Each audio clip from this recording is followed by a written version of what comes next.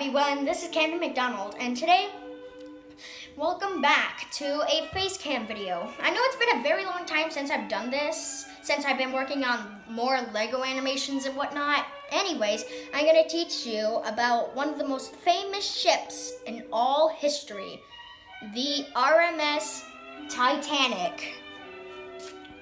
The RMS Titanic was the most famous ship in the world, and let me tell you the history about the Titanic and how and why she sank and broke apart. Way back in 1908, there were two people that came up with the idea to build the Titanic. It took roughly 3,000 people to put the ship together and about 3 years to build, and was completed in 1912. The Titanic was almost as long as 3 football fields. Like, this is a football field, this is a football field, and this is a football field. And taller than the Statue of Liberty. Like, the Statue of Liberty is about this tall. And the Titanic was 876 feet, 0.9 inches long, a height of 175 feet, including the antennas, and a width of 98 feet, 0.8 inches. So the Titanic had 2 other sister ships that look a lot like the Titanic, the Olympic and the Britannic. I'll explain, I'm gonna do the history about those 2 in the future, but for now, let's focus on the Titanic. So, the Titanic carried 20 out of a possible 64 lifeboats. Well, back then, the number of lifeboats was based on the size of the ship, not how many passengers it could carry, which is weird. So they also wanted to keep the number of lifeboats low so that the deck wasn't cluttered. But they shouldn't have carried 64 lifeboats, because this is crazy. So, also, many claimed the Titanic was unsinkable because its hull was divided into 16 watertight compartments. Some people say if up to 4 of these flooded, the ship would still stay afloat. Disaster. On the morning of April 10th, 1912, people began boarding the Titanic in Southampton, England, so it could begin its maiden voyage. It would stop at Cherbourg, France, and then Queenstown, Ireland to pick up more passengers.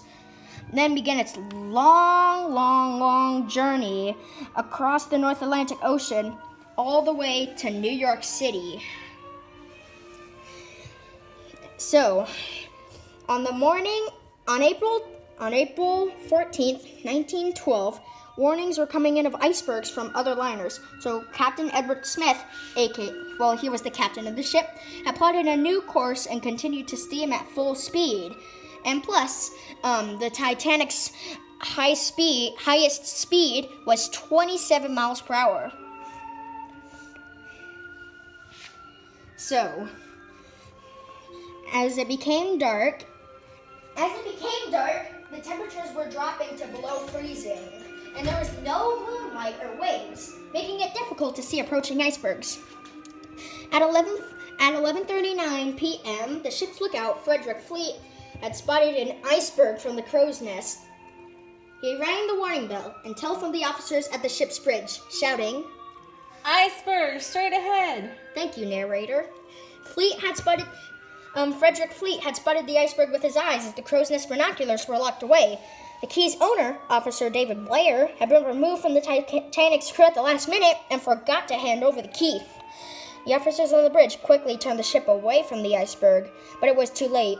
For 10 seconds, the Titanic grazed the iceberg along its side, ripping several holes in its hull below the waterline, with fragments of ice falling off the iceberg and hitting the deck.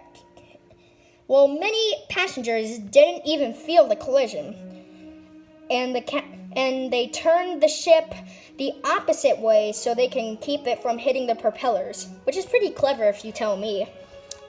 So, 11:50 p.m., Captain Edward Smith and the ship architect Thomas Andrews went to inspect the damage. They knew the ship would start sinking, and by this time, 6 of the watertight compartments at the front of the ship's hull were already breached and began flooding. 12 a.m. The captain sent out a distress call over the radio in the hopes that there were other ships nearby and gave the order for the Titanic's passengers to board the lifeboats. He knew there were only enough for half the population of the Titanic. At 12:25, lifeboats began their loading with women and children first, as this was the protocol at sea. Many passengers still did not understand what was going on, and confusion and disorganization meant that the first lifeboat to leave and only 28 women and children aboard when it could carry 65 people. Crazy, right? First Officer Murdoch took the order to meet women and children first, then men, if they were there, while Second Officer Lightoller took it to mean women and children only, and any men that got in would be instantly shot with a gun and killed. Crazy, right? The RMS Carpathia, which was 58 miles away, heard the distress call and began sailing towards the sinking Titanic to help rescue the passengers. And plus, lifeboats were only meant for carrying people to rescue ships and not keep the entire ship population afloat. So, fireworks were shot into the sky to help locate the sinking Titanic. By 1 a.m., with the lower decks flooding, the bow, aka the front of the ship, began to sink below the water surface. Water was pouring in 15 times faster than it could be pumped out, which was not helped by the fact that many of the passengers had left their portholes open. The unsupported stern and its propellers rose out of the water into the air. Panic and chaos set in as lifeboats were running out. Some people pushed their way to the lifeboats, while others accepted their fate and stayed behind, or gave out their spots to more valuable passengers. By 2:05 a.m., the last lifeboat had left, but 1,500 people were left on the ship. The deck was now at a very steep height, and many passengers fell into the freezing icy waters. At 2:17 a.m., there was a humongous crack. Because the stern gave way under the pressure and broke off, with the front half disappearing to the bottom of the ocean. At some point, Captain Edward Smith went down with the ship, a maritime tradition that the captain would do in accepting responsibility for all on board. Some say he went to the wheelhouse and waited for the end, while others say he committed suicide using a pistol. The stern, smashing into the water surface, became level and soon started to fill with water, sinking nearly 4 kilometers beneath the surface of the ocean. Many died as a result of drowning, but the main cause of death was hypothermia and the freezing waters, which occurred within minutes. Some of the lifeboats had returned, but only 4 survivors were found in the freezing waters. Only 705 people had survived the disaster. At 3:30 a.m., the distressed flares from the Titanic were spotted by the Carpathia. The Carpathia arrived at the scene at 4:10 a.m. and picked up the lifeboats. And many people wanted to find the Titanic, but everyone failed until September 1st, 1985. There was a group of men that were on an army mission, and they accidentally found the Titanic. They accidentally found the Titanic under the water. So this is the bow section, and 16 and 200 football fields apart was the stern. Since this is a very small model, let's get a close-up of it. Zoom in. There we go, that's much better. So, this is what the Titanic looks like under the water. So, the first thing that the people had spotted of the Titanic were one of these 5 boilers. They first found the boilers, then they found the rest of the ship. And about 60 feet of the Titanic is buried in the sand. 60 feet. And it wasn't until like about 2 years later, in 1987, that people had found the Titanic's stern. But some people did not want to go to the stern because the propellers were still in place and they didn't want to get stuck in the debris that was under the propellers.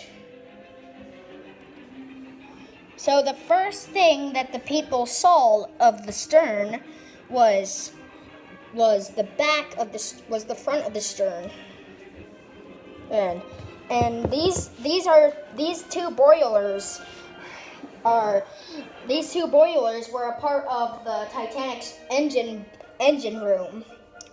One of them is still intact, while the other one is damaged because when the stern flipped upside down and went downwards, one of the engines exploded, which caused a lot of damage on here.